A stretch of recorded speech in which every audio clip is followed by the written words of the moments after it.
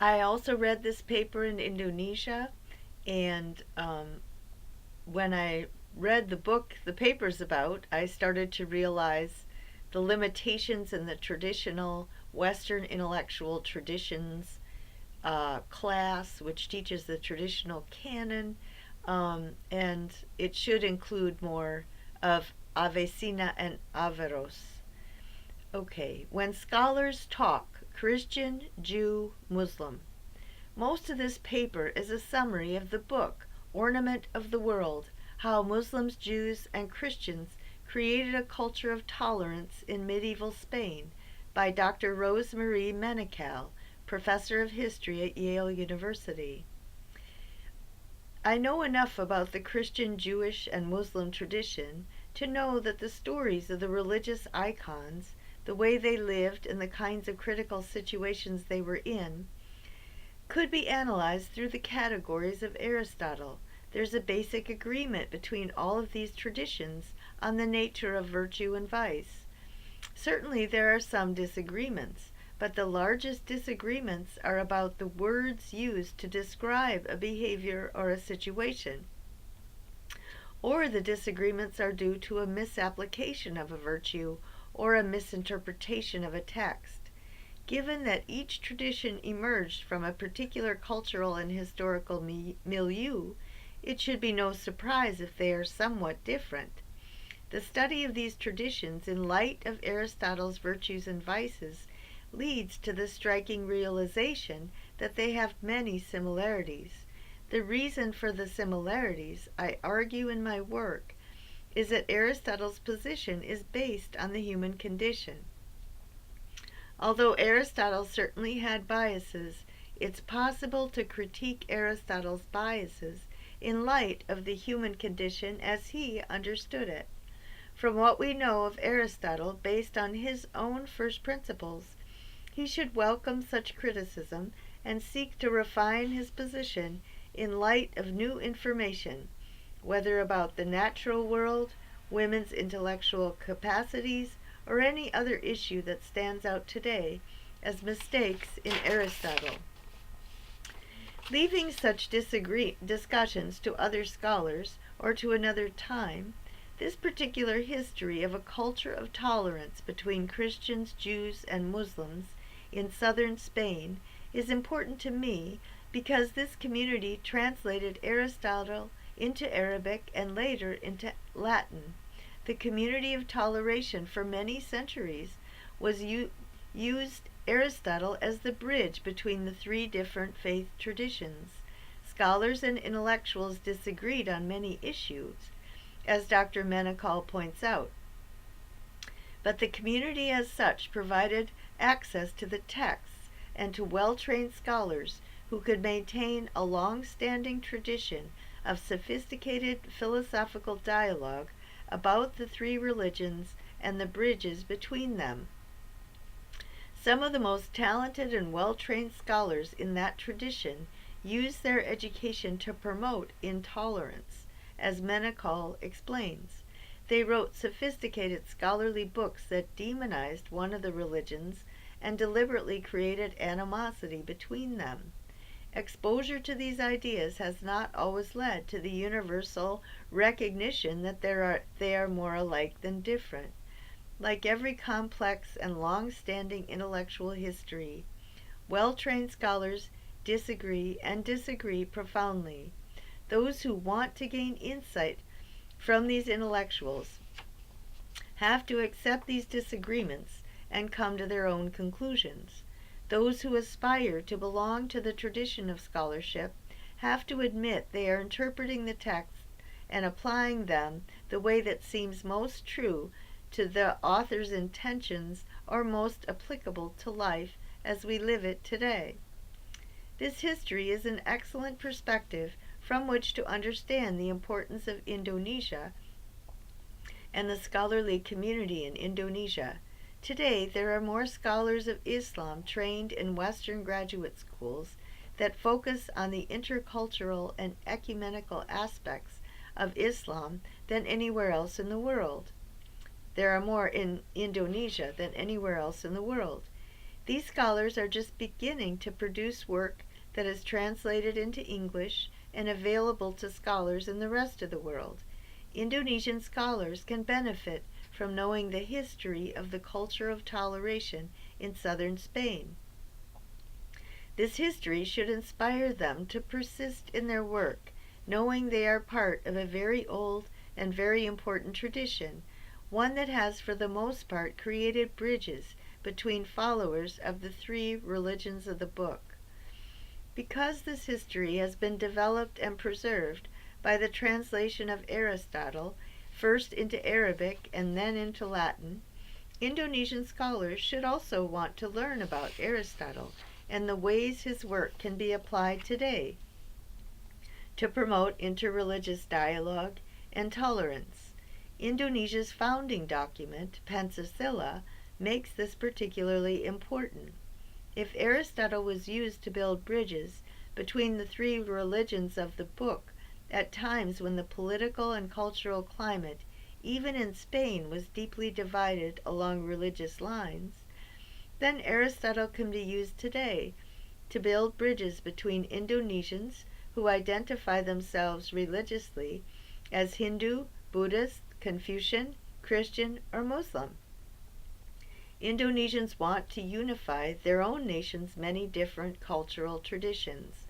They have to care for and support each other, or the nation will fall apart, first into chaos and then into authoritarianism.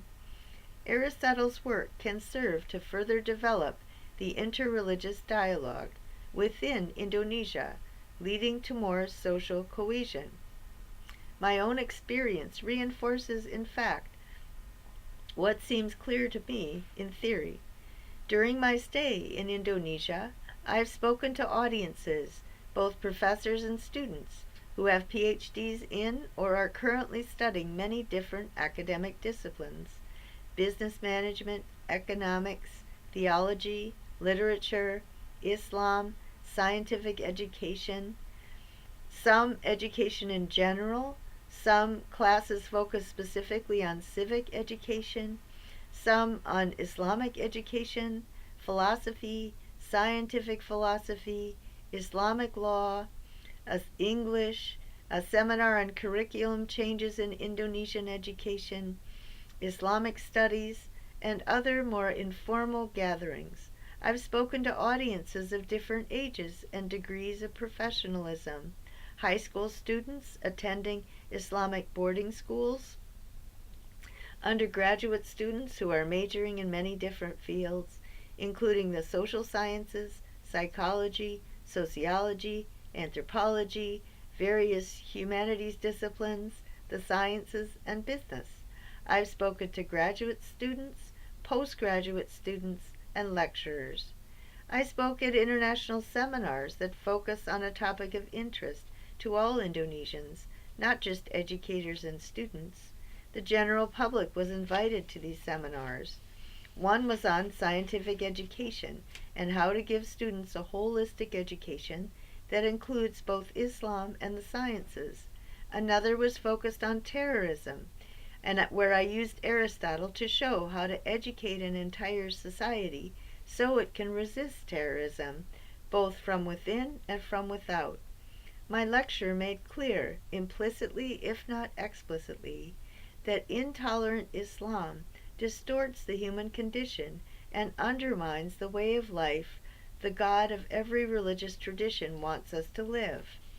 A third was a seminar on feminism, making clear implicitly, if not explicitly, that a person trained in Aristotle can and ought to disregard Aristotle's sexism, assume he himself would change his mind if he were alive today, and incorporate Aristotle's virtues into a model of how every human being, male or female, of whatever race or religious persuasion or cultural background, can and should exercise the virtues Aristotle discusses in ways that promote a common understanding, empathy, and ability to work together. A fourth seminar was on corruption in Indonesia and how to develop an educational system that can lead to the prevention of corruption. As far as I know, my audiences were most impressed by the fact that I incorporated Panchasila into my speeches, and that I linked the kind of mindset Indonesians must have if they are to follow all 5 principles of Panchasila and be good Indonesians, with a serious study and assimilation of Aristotle's virtues and vices. I think Indonesians, at least those who invited me to speak, are open to the incorporation of Aristotle and Greek literature and philosophy more generally into their collective worldview and their educational system. I think I've convinced them that a study of the ancient Greeks will enable them to develop a more complex and systematic view of how to live out their responsibilities as Indonesian citizens and, particularly, as educators in Indonesia, although I know each of them is fully immersed in their own lives and work. I hope I have planted seeds that will draw them to incorporate what they can from the ancient Greeks and to expose themselves to scholarship on the ancient Greeks that they can use in their own work. Their focus is and should be the development of Indonesian democracy. If the study of the ancient Greeks can help, all the better. If such an endeavor gets mired in the minutiae of academic hair-splitting that cannot be applied to daily life, they should simply stick to their more meaningful tasks. This book tries to give them tools I learned from the ancient Greeks to improve their democratic society. This chapter, then, is just another tool to serve Indonesians as they cultivate an academic history, coupled with the political and social history, of a society with mostly Muslim citizens who are committed to an open, religiously pluralistic, democratic society. A very long, very distinguished history in southern Spain, how it all got started. In 775, Abd al-Rahman arrived in southern Spain, beginning what would become a long and outstanding tradition. He was perhaps the only surviving member of his family, the Umanads, who first led Muslims from Saudi Arabia to Damascus. From this time on, the religion of Islam was united with Arab culture. Muslims arrived to establish an Islamic empire that recreated the old Roman Empire in location and in spirit.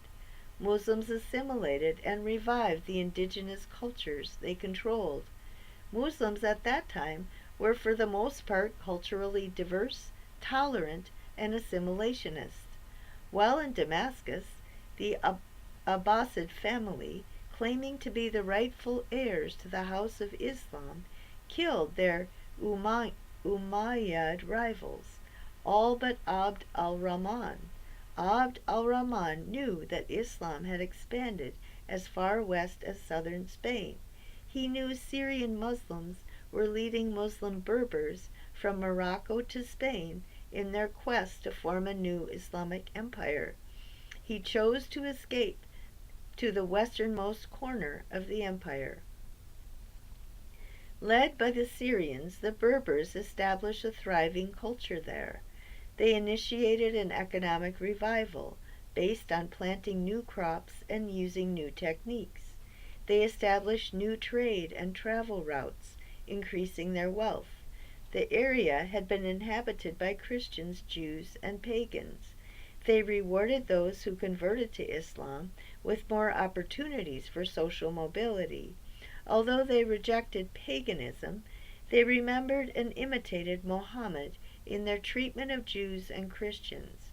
Mohammed's Charter of Medina, well known to every Indonesian I've met, demands that members of the other religions of the book were given legal status as dahimi and allowed to practice their religions. Mohammed's position was that the Quran recognizes all people of the book. Moses' revelation in the Old Testament was truly a revelation from the one true God. Jesus' revelation, as described in the Holy Scriptures, was also an authentic revelation of the same God. Muhammad's revelation was written down in the book named the Quran. This is why Muslim leaders should always tolerate and give legal status to members of the other two religions of the book. Although this seemed obvious to all Ramad, everyone in southern Spain, known as Andalusia, knew that animosity between members of the three religious traditions had broken out in the past and could break out at any time. Jews and Christians responded to the great blessing of religious toleration in their Muslim rulers by learning Arabic. Jews trained in Hebrew and Arabic were now able to translate the original texts and communicate the basic meanings of their religious texts in Arabic. So the Muslims could understand. Jews and Christians could understand. Christians also learned Arabic and could then compare their own religious texts and meanings to the Quran and the stories of Muhammad. A complex, systematic tradition of interreligious dialogue began, thanks to the toleration of Muslim conquerors and a mutual agreement to make Arabic the universal language. So there were Christians who spoke Spanish, and Jews who spoke Hebrew, and Muslims who spoke Arabic, but then they all started speaking Arabic so they could all communicate their religious traditions to each other. The breakdown of the language barrier was the cornerstone of the community's ability to develop a culture that included members of all three religions, united in a commitment to live together peacefully. From then on, the translation of ancient texts became a top priority for every ruler who wanted to preserve this tradition. When the ancient Greek texts were discovered in the 10th century, the scholars of Andalusia, as the area of southern Spain was called, went to work to translate them into Arabic. They knew that an Arabic translation would promote a culture of toleration, even as they heard about the many wars and conflicts between members of each religion, which were justified by followers of intolerant branches of those religious traditions. Even before translating Aristotle, intellectuals in Andalusia developed a model of intellectual life, the powers of the human soul, that integrated the love of God and revelation as one kind of insight, with science, philosophy, and reason as another kind of insight, all given to human beings by God. Understanding God's creation, the universe, through science and philosophy, was unified with the inspiration of the arts and poetry.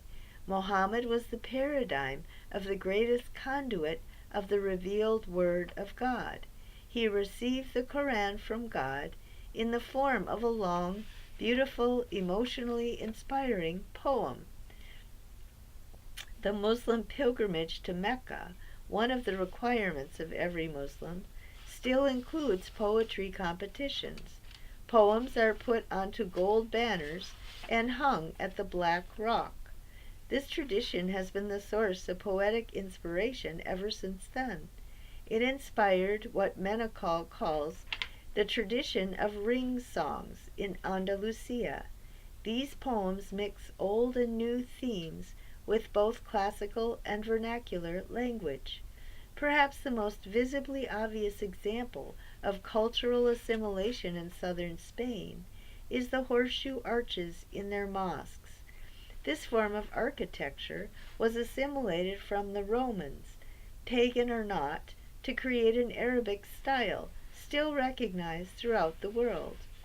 The facts about Muslim toleration of Christians in Andalusia are very different from the images so commonly received and assumed to be true today.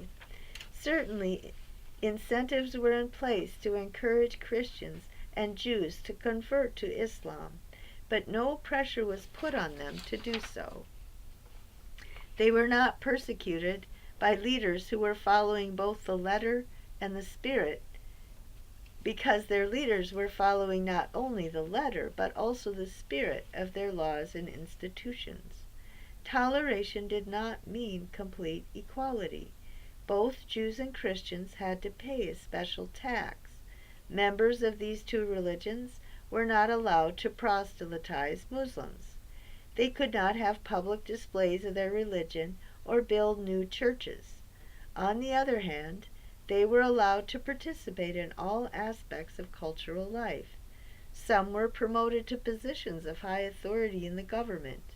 In the 9th century, a Catholic bishop was appointed a member of the highest level of diplomatic corps, an envoy to the German court.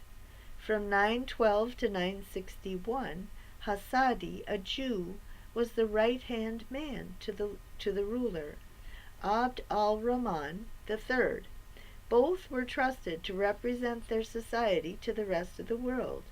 Both were trusted with acting on behalf of their society as a whole, not to promote the interests of Christians or Jews at the expense of Muslims and of the society. The Muslim rulers wanted others to imitate their culture, so as to end the constant animosity and warfare. Another amazing choice given to all citizens was, this is amazing, the option to intermarry, a right not granted anywhere else. Such policies lead Menachal to conclude, quote, "In principle, all Islamic policies were and are required by Quranic injunction not to harm the dhimmi, Christians and Jews, to tolerate the other members of the religions of the book living in their midst. But beyond the fundamental prescribed posture, Al-Andalus was the site of memorable and distinctive interfaith relations." Unquote. From the very beginning, then, the tradition was pluralistic and assimilationist at many different levels. Unfortunately, however, also from the very beginning, the history of this area has been misinterpreted and deliberately exploited to feed animosity between members of the three religious traditions.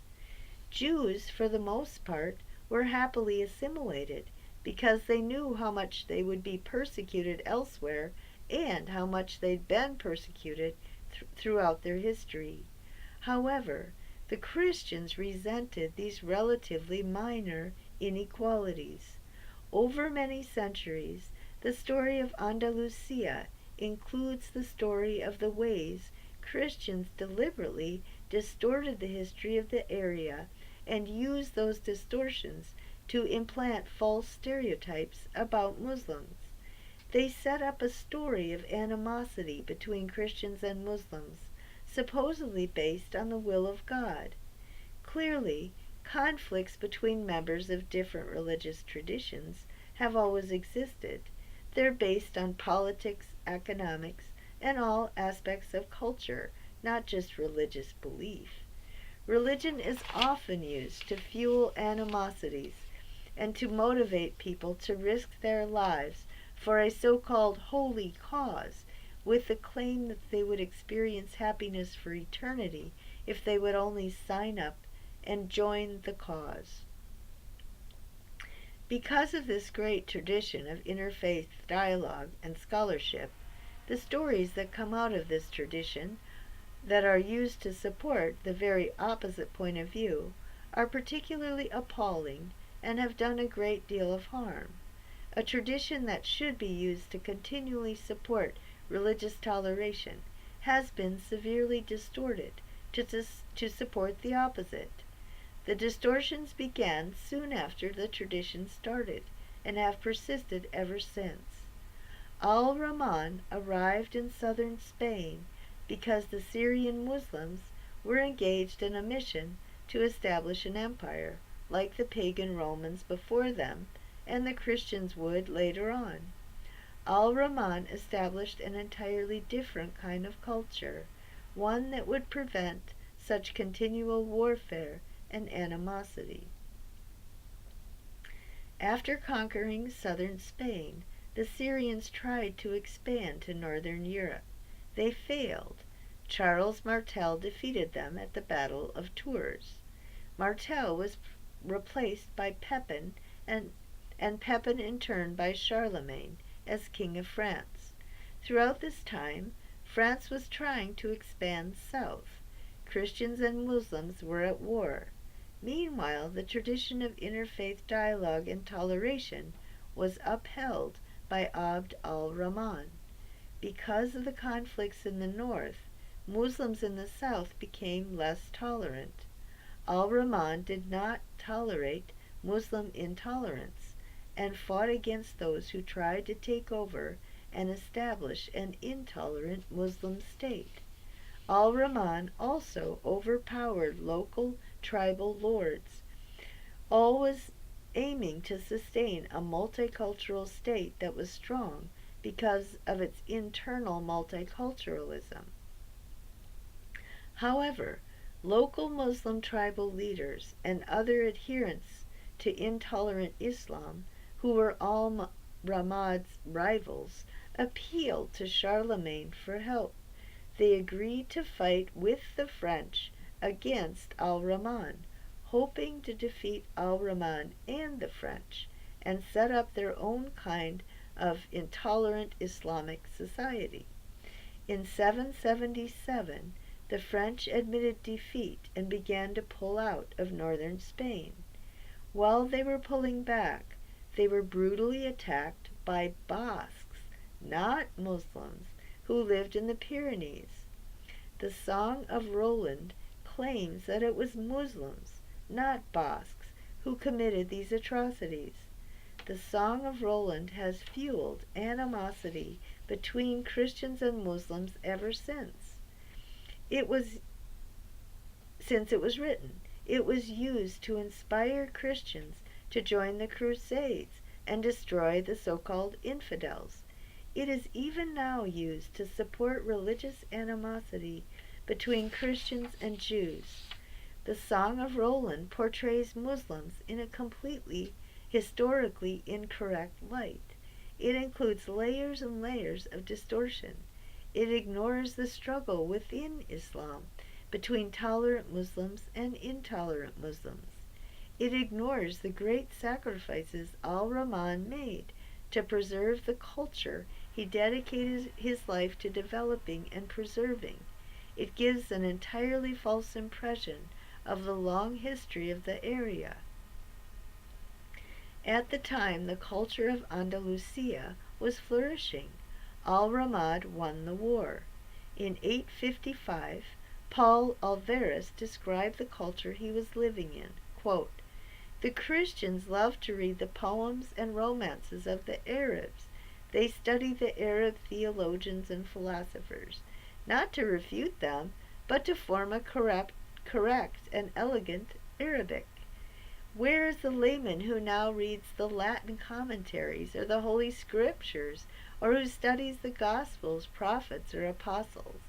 All talented young Christians read and study with enthusiasm the Arab books." Unquote. Alvarez's book, The Unmistakable Sign, was used by extremist Christians to support their extremism. So Paul Alvarez used the fact that Christians like to get immersed in Arabic and Islam as a touch point for animosity and religious hatred. However, a subculture of intolerant Christian extremists set out to undermine the culture of the society they lived in. In 855, a small group of 50 intolerant Christians did exactly what they knew would work to generate extreme anti-Muslim sentiment in their community. They publicly denounced Islam and Muhammad because they knew that the tradition of Islam requires that such behavior is forbidden and has to be punished. Boy, does that sound familiar. All 50 were publicly killed, making themselves into religious martyrs. Menachau claims that the majority of citizens in the community from all three religious traditions were horrified by this behavior and the animosity it created. Rather than thinking of them as martyrs, they thought of them as adolescent, out-of-control radicals. However, after the event, the story was told and retold by Christian chroniclers with the goal of portraying Islam as a religion that spreads by violence alone, a religion of the sword. Oh boy, history repeats itself. One monk, Eulogius, wrote 2 books that distorted the facts and had a powerful effect on subsequent history and attitudes toward Muslims. His book, The Saints Commemorated, was about the destruction of churches by Muslims. He distorts the tradition. Some Muslims are intolerant and do destroy Christian churches, those that al-Rahman tried so desperately to put down. Some Christians are also intolerant and destroy Muslim mosques. Somehow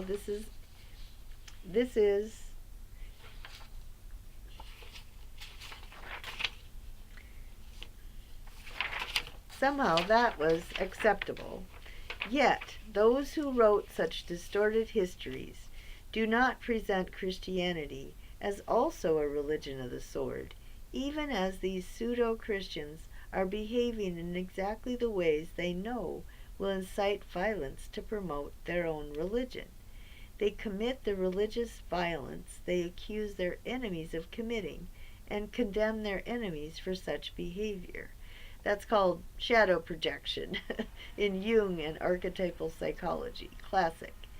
In spite of all this hypocrisy, Eulogy's book, Apology for the Martyrs, has used this event to incite anti-Muslim, pro-Christian violence ever since he wrote it. The book consists of very vivid descriptions of the death of each of the 50 so-called martyrs. It was intended to generate hatred against Muslims and violence. Eulogius compared Muslims to the Roman pagans who persecuted Christians. Those who know much about the story of Roman persecution of Christians know that the tradition of interfaith culture in Andalusia has no relationship to the treatment of Christians by Romans. Eulogius' book implies and even claims that Muslims are all the same, when clearly they're not, and they weren't at that time, just as Christians have always differed in their tolerance of other religious traditions. The Christians in Andalusia were happy to be living under the rule of a tolerant, enlightened Muslim leader. Eulogius' attitude and his way of distorting historical events to perpetrate it is an intellectual perversion that persists to this day. Throughout this history, Christians were more upset about the unequal treatment they received because they controlled Northern Europe. Jews were happy with the treatment they received because they were persecuted everywhere.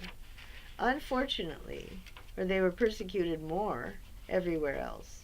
Unfortunately, another important part of this story includes what history would consider an act of pride on the part of the descendants of al-Rahman, who the story supports the old adage, pride goeth before a fall. During the 8th through 10th centuries, Christianity in Northern Europe was deteriorating. No creative intellectual work was being done. Christians in Andalusia could read all the greatest intellectual texts in the world as far as they know. They knew Greek, Arabic, and Latin. They too were flourishing in this cultural milieu. Given the high level of culture among members of all three religions, reading and discussing in all three languages, the ruling Umayyad in Cordoba in 929 declared his community to be the supreme religious leader of the Islamic world. He declared himself to be the commander of the faithful, the true successor to the Prophet Muhammad. He challenged the Abbasides. He had not forgotten the long-standing contest between the two caliphs. He could not leave well enough alone. He had to proclaim himself number one. His right-hand man, Hasti, a Jew, did the same for Judaism. He declared Andalusia the center of Judaism and established his own Jewish calendar. This sounds exactly like Agamemnon and all those stories of the Greeks who just have to stick it to the other guy, and then that causes trouble. They overstep the bounds. In both cases, the center at the time for both Islam and Judaism was in Baghdad. In the late 8th century, the Abbasides moved their capital from Damascus to Baghdad. They too had an assimilationist society, which of course is not how we think of Baghdad right now, or Damascus. By 929, they had ruled Baghdad for 173 years and had a thriving Jewish community. Their scholars began translating Greek scientific and philosophical texts before 800. Both Muslims and Jews in Baghdad understandably assumed they were and would remain the centers of their respective traditions.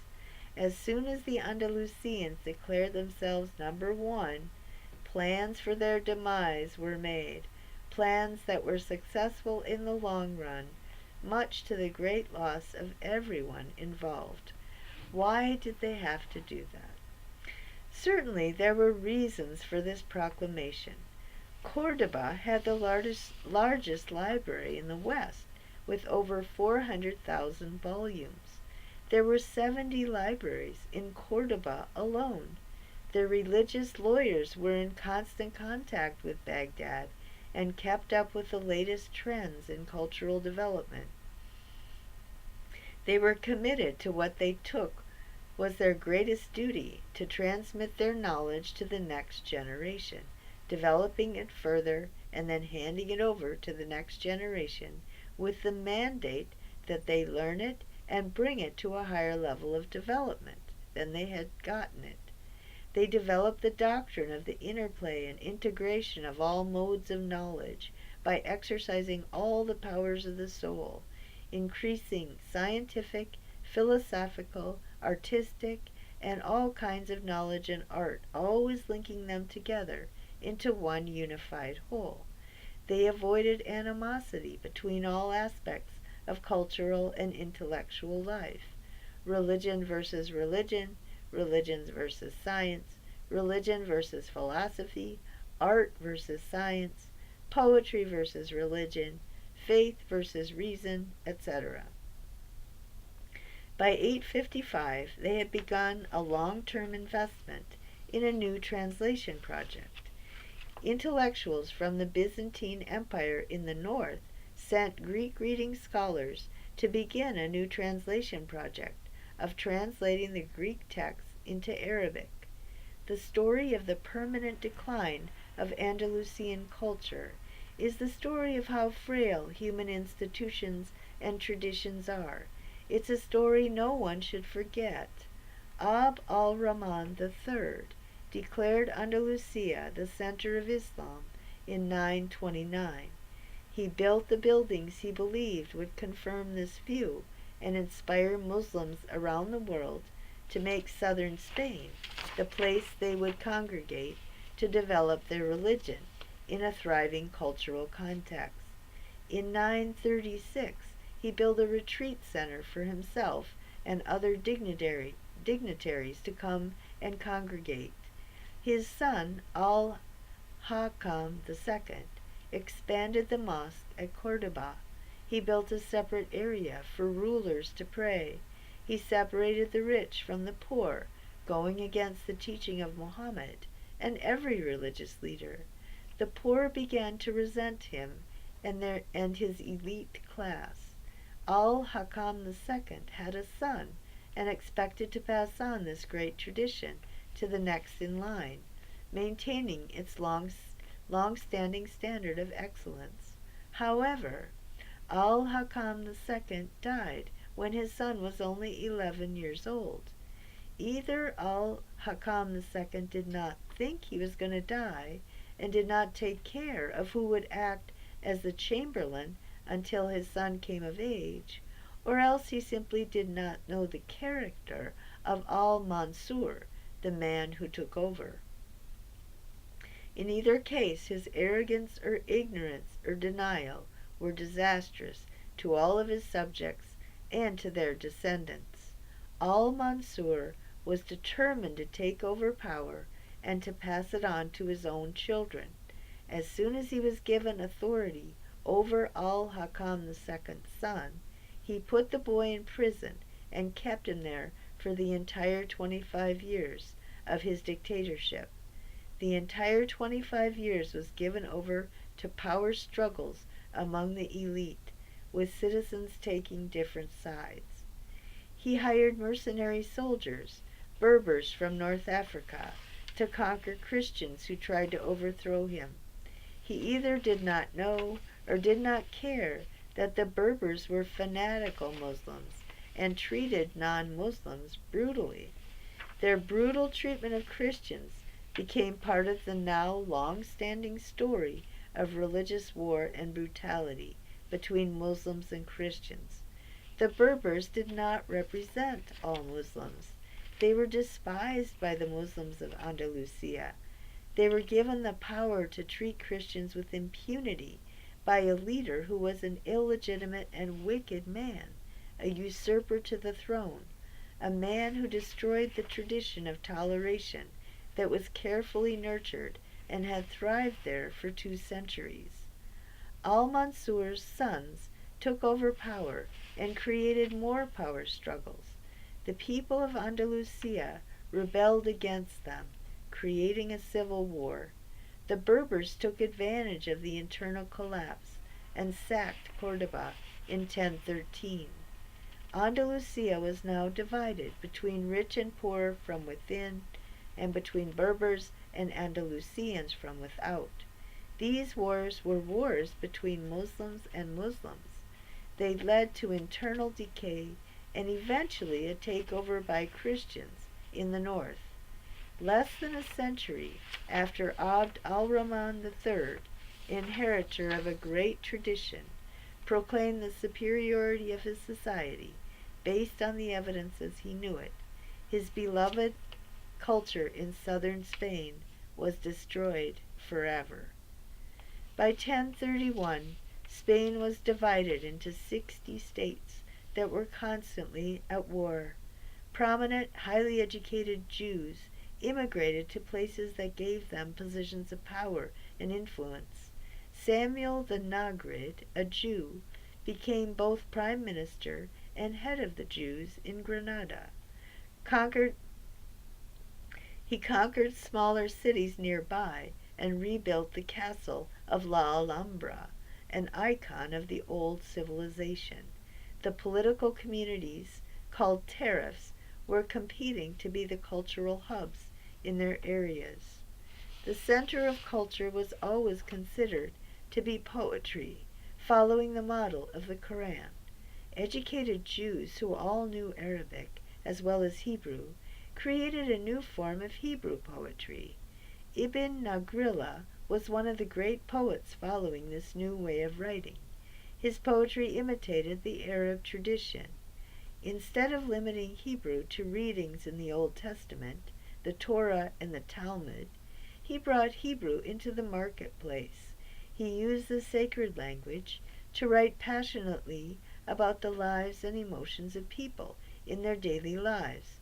He wrote in Hebrew about erotic love, the ability to use religious language to speak of emotions all human beings share, encouraged a culture of openness and toleration. Language is used to communicate our common humanity and emotions beneath the differences in religion's doctrine and history. The Old Testament Song of Songs was brought into the mainstream, as both a great love poem and a great religious text. Samuel the Nagrid also wrote poetry in this genre. He was called the David of the New Age, and his collection of poems was named Psalms, a sequel. Another great Jewish intellectual trained in the Andalusian tradition, Ibn Hazm, wrote 400 books. All of them were great tributes to Andalusia and included the grief he felt about the loss of this culture.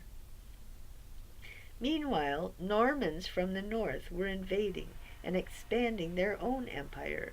After 34 years of war, the Normans finally conquered Sicily in 1072.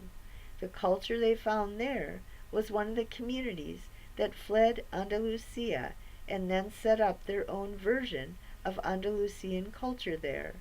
For the next 150 years, the Norman conquerors who remained in Sicily were completely Arabized, to the extent that Sicily had its golden age of Andalusian culture while the Normans were ruling there. Other Christian conquerors, the Aquitanians, led by William III of Aquitaine, left immediately, but took as much as they could of the local culture with them. One great prize were the Kuan, women who sang for a living, functioning as entertainers. Once back home, these women were very popular and highly prized among the elite class. William's son was certainly very familiar with their form of entertainment. He went on to become one of the first generation of French troubadours. The entire long-standing troubadour tradition, so closely associated with French culture, originated from Andalusian culture. The new poets wrote in the local vernacular languages.